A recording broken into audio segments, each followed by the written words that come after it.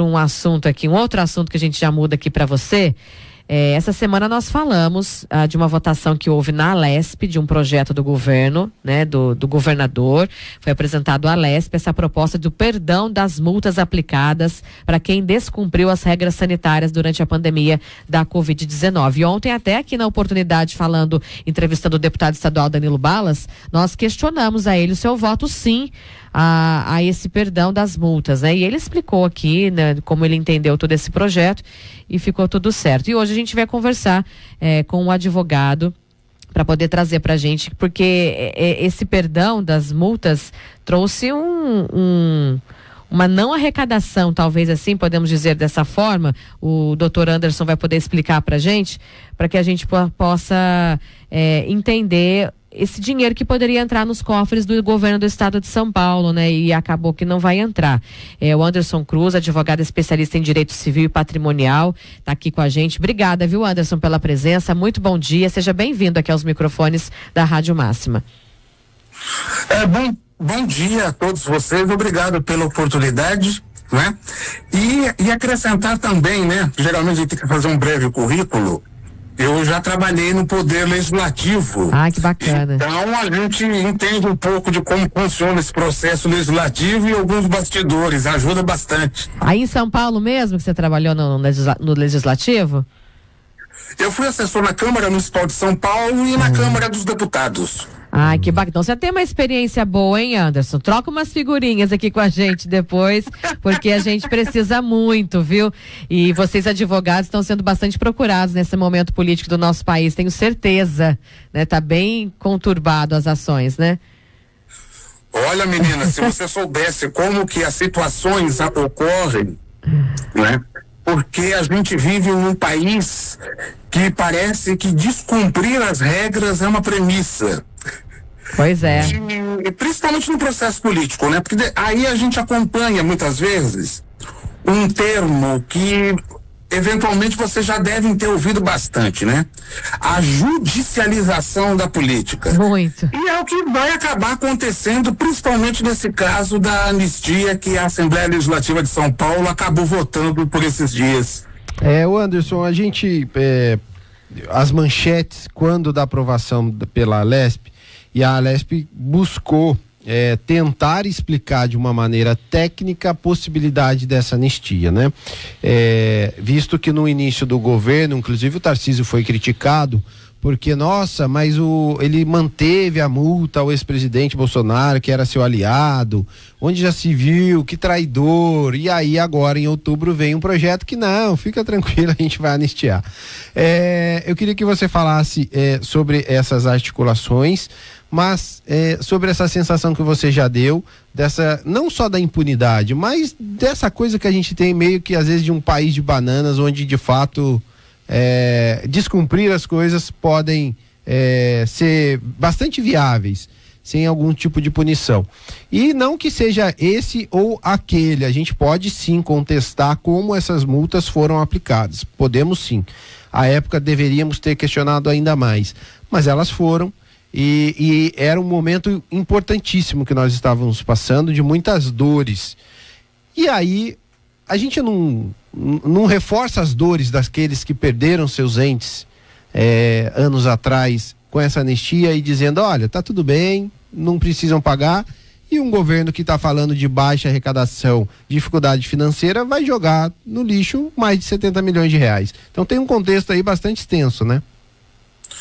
Você sabe que ontem à noite, né, quando eu estava aqui pensando, até na oportunidade de nós conversarmos hoje, eu falei, nossa, mas que contradição danada. O governo justifica a privatização da Sabesp, por exemplo, para fazer arrecadação, né, para o caixa estadual, e abre mão de uma receita de 70 milhões, mas isso é totalmente contraditório do ponto de vista, se a gente for colocar uma questão da administração pública, de paradigma, de como é que isso é observado, é muito contraditório. Então, de fato, existe essa contradição mesmo. Segundo, eu considero, não é, até dentro do projeto de lei, né?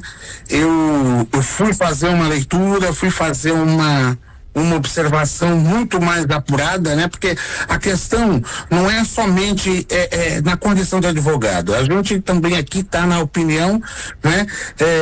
Na opinião pública, explicando para a população, tem que entender, às vezes, algumas minúcias. Eu estava percebendo o seguinte: o principal objetivo da lei era a renegociação de dívidas fiscais, principalmente de empresas concessionárias, olha um absurdo, concessionárias que estavam com multas perante a administração estadual. Então, vira e mexe, o que acontece? Aqui na Grande São Paulo, né, a Via Mobilidade, que é a empresa que faz a gestão da linha amarela, por exemplo, né, aqui na capital, vira e mexe, ela recebe multa por mau atendimento, má prestação de serviço. Então, o que estava acontecendo?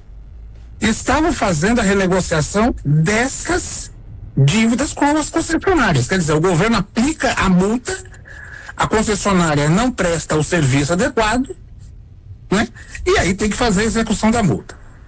Algum espertinho aproveitou o ensejo dessa situação e acrescentou, né, a anistia de multas por causa da Covid-19 no texto de lei, que provavelmente vocês já escutaram essa expressão chamada jabuti, né? Claro. É porque é uma lógica muito simples, né? Jabuti não dá em árvore, se ela está na árvore é porque alguém colocou lá. Exatamente. Né? E começou nesse ponto, a acrescentar, né, essa anistia a pessoas, né, que descumpriram as normas de protocolos sanitários na época da pandemia. E o que acontece nesse contexto? Que eu acho que é importante ressaltar. Eu fiquei, né, eu acho que nem na condição de ser advogado ou foi assessor parlamentar, eu acho que esse não é o ponto. Eu fiquei pasmo como que se privilegia as pessoas que descumpriram as regras sanitárias, porque o que acontece? A Assembleia Legislativa já tinha mecanismos na época de considerar ou não aquele ato jurídico do então governador João Dória exatamente adequado do ponto de vista legal. E concordaram, né? Então esse é um fator. E também o que a gente percebe? Que a Assembleia teve a sua concordância, agora, claro, com outros deputados, com outro governo, né? Mudou esse entendimento, ferindo dispositivos da Constituição, deixando muito bem claro isso. E, por outro lado, também, do ponto de vista jurídico, a gente pode até explorar mais tal situação, mas a gente vê também que como que o grupo bolsonarista é adversário, né, ou foi adversário do ex-governador João Dória, praticamente anular as decisões do ex-governador João Dória para dizer o seguinte: olha, aqui nada aconteceu e vamos seguir para frente, porque tem que contextualizar do ponto de vista político o andamento de tal situação, né? Exatamente. Só para que as pessoas possam entender também, né, que a gente precisa trazer esse projeto junto, porque votou em separado, né, a anistia, o perdão das multas a quem descumpriu as regras sanitárias na época da Covid, e teve um projeto também de regularização dos débitos inscritos na dívida ativa estadual. Esse a gente considera até que positivo, né, porque ele facilita os mecanismos para que as pessoas que estão em dívida consigam quitar os seus débitos. É assim que o senhor também faz a leitura desse projeto? Inicialmente, os débitos, né, de inscrição em dívida ativa, é muito comum que as administrações assim o façam. Né? De renegociação, de fazer o perdão de multa, de juros, é muito comum, isso acontece. Agora, a forma que foi inserida a anistia, veja, porque são coisas totalmente diferentes. Uma coisa é a renegociação de dívida e uma outra coisa é a anistia. O que significa? aqueles que foram punidos, se já pagaram, o dinheiro não vai ser restituído. Pois é. Porém, se existe alguma dívida, não vai ser mais executada. Em alguns casos, conforme o que diz a aprovação da lei, né, o sujeito pode até ingressar na justiça e conseguir a restituição, porque se diz a anistia, é porque aquele ato formal não existiu. Né? Então não é somente um perdão de dívida, a anistia diz que aquele ato não existiu. Inclusive é que também se politizou muito a questão da Covid no nosso país, né? Ontem o deputado colocou como opinião dele, né? Como colocação dele, que na visão dele as multas foram aplicadas de forma política, porque eles estavam num evento em São Paulo com mais de não sei quantas milhões de pessoas, e ele, Carla Zambelli e o Bolsonaro foram multados, sendo que tinha outras centenas e milhares de pessoas também sem máscaras.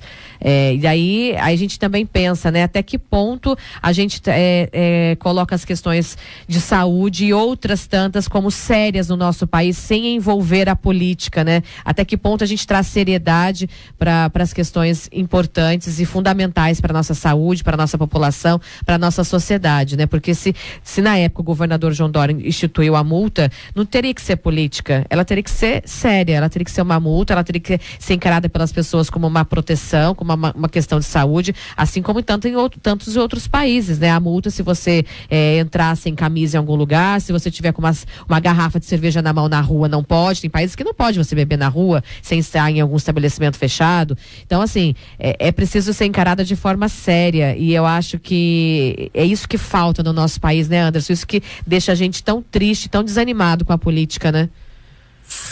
Eu concordo com a sua avaliação, né? Até do ponto de vista, passa essa impunidade e insatisfação para a população como um todo. Nós temos que observar esse primeiro fator, né? O segundo ponto, o problema não é ser político, né? Política é uma atividade nobre, não é? Tanto que nós, advogados, dependemos principalmente de decisões políticas para sabermos como operar a lei e entender toda a sociedade. O problema é quando se coloca a politicagem, que é a política de baixo nível, né? De interesses mesquinhos acima do interesse social. O problema é esse, né? Porque o que acontece nesse contexto?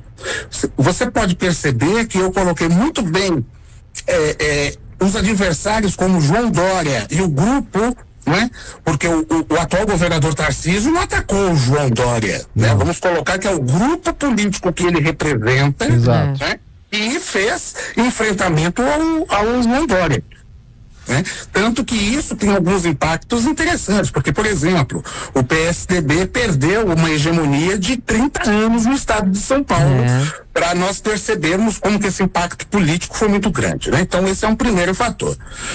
O segundo ponto que a gente também tem que observar é que, do ponto de vista jurídico, que isso cabe uma contestação, né? Até o Tribunal de Justiça, para vocês perceberem o seguinte, tá? Que ele fere os princípios basilares da administração pública.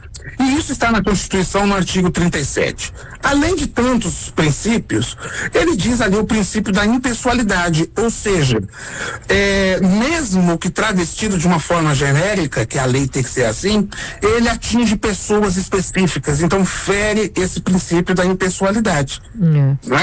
Então é meio que assim, por causa de alguém que eu voto aquele projeto de lei e ele é aprovado e ele será beneficiado. Tá? Então, esse é o ponto principal, ele fere esse princípio, porque a administração pública, ao contrário de muita gente que às vezes pensa que é um pouco confuso, que às vezes, né, pode ser alguma esculhambação, não, ela tem princípios sérios. Se nós observarmos, né, vira e mexe, temos ações na justiça questionando prefeitos, governadores, presidente da República, justamente porque ela tem que seguir esses padrões basilares. E fica muito bem claro isso, né? Que existe essa desproporção, havia uma questão momentânea de saúde, né? Isso não foi respeitado, algumas pessoas ainda fizeram desdém com tal situação, né? Porque o problema não é somente o desdém, que já é por si só um absurdo. Quantas pessoas foram contaminadas por outras que estavam nesses eventos, nessas aglomerações, e que porventura, né, foram seus familiares, porque às vezes a contaminação em um era sintomática e outros não, né? E quantas pessoas tiveram ali seus entes queridos internados ou eventualmente falecidos, né? Então parece que existe aí uma situação, nesse caso, bem ideológica, e acaba cometendo escárnio também para aqueles que se protegeram, que cuidaram dos seus comércios, que tiveram seus comércios fechados. Aí eu pergunto, ser correto, do ponto de vista ético, né? Compensou nesse caso? A maioria das pessoas vão ficar indignadas, com certeza. Vão achar que não, né? E com razão, porque tá aí. Claro. Né? E um número bastante expressivo, né? Que deixa de arrecadar no estado de São Paulo, estado que há pouco divulgou aqui para todo o Vale do Paraíba a queda de ICMS para as nossas, né? Do repasse aqui para as nossas cidades, deixou bem claro que era para... Todos os prefeitos do Vale do Paraíba que a gente conversa reclamam de falta de dinheiro. Eles deveriam dar as mãos, se unirem, pagar um fretado para o governo do estado e falar: meus queridos, vocês estão falando que não tem dinheiro e joga no lixo, negando a receita milhões. Aí. Então eles deveriam se unir, porque é fácil vir nas entrevistas, atender a imprensa e falar que não tem dinheiro. Vão apertar o cinto, não tem dinheiro, vai diminuir o repasse, mas cada um o governo deixar dinheiro fora, tudo bem, ninguém se manifesta. Então acho que está na hora também dos governantes se mexerem a favor de si e da sua população, porque isso afeta diretamente a população, né? Enfim. Doutor Anderson, o senhor será convocado mais vezes, viu? Muito obrigada pela sua entrevista, pela sua disponibilidade aqui com a nossa equipe. Nós gostamos muito aí da sua análise, de tudo que você trouxe pra gente aí nesse tema. Será convocado mais vezes, tá bom? Com certeza. Tá bom, olha, eu agradeço a todos vocês, aos ouvintes da Rádio Máxima, foi uma grande oportunidade. Faz tempo que eu não vou visitar a região. Né? Que pena, venha. Eu gosto da região, Guaratinguetá, Roseira, um monte, tinha uns amigos na região, gostava muito, né? E aí também aproveito e faço uma oportunidade, aproveito a oportunidade e visito também vocês do estúdio. Por favor. Com certeza, avisa a gente. Por favor. Avisa a gente quando o senhor estiver pra cá, que daí a gente já marca um cafezinho aqui no estúdio, na bancada, você já senta, já começa a discutir. Porque assunto aqui é que não falta, né? Tem muita coisa e a gente precisa muito de um advogado aqui com a gente sempre. Anderson, obrigada, viu? Eu que agradeço. E a questão não é só ser advogado, a gente também tem que perceber um contexto social, histórico e político para conseguir colocar, né? Senão a gente vira um mega decorador de leis e sai falando igual um papagaio. Não, tudo junto. Você tem que compilar todos esses dados e ainda colocar essa análise social que você muito bem fez aqui. Obrigada, viu? Eu que agradeço. Até a próxima, gente. Um grande abraço. Valeu, obrigadão. Tchau, tchau. Show de bola. Deixa eu só